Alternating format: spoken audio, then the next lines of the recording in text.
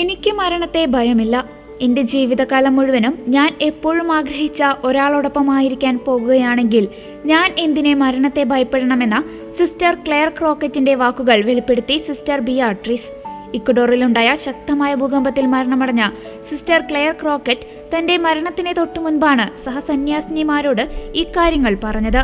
ഇത്രയും പറയാൻ ഏതൊരു സന്യാസിനിക്കും സാധിച്ചേക്കാം.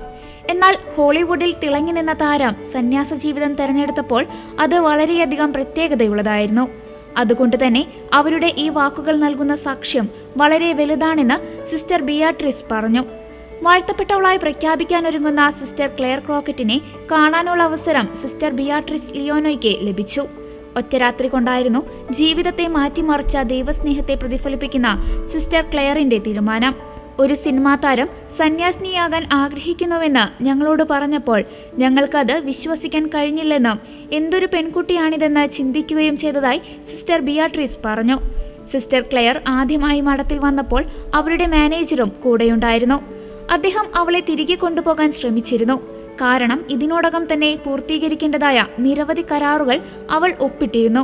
നമുക്ക് തിരിച്ചു പോകാം എന്ന് മാനേജർ പറഞ്ഞപ്പോൾ യേശുക്രിസ്തുവുമായുള്ള എൻ്റെ ജീവിതത്തിന്റെ കരാർ ഞാൻ ഇതിനകം ഒപ്പിട്ടു കഴിഞ്ഞുവെന്നാണ് അവൾ മറുപടി നൽകിയത്. ആ സമയത്ത് ക്ലെയറിന് 18 വയസ്സ് മാത്രമേ ഉണ്ടായിരുന്നുള്ളൂ. അവൾക്ക് യേശുക്രിസ്തുവിനോടുള്ള സ്നേഹമാണ് തന്റെ ജീവിതം മുഴുവൻ അവനെ സമർപ്പിക്കാൻ അവളെ പ്രേരിപ്പിച്ചത്.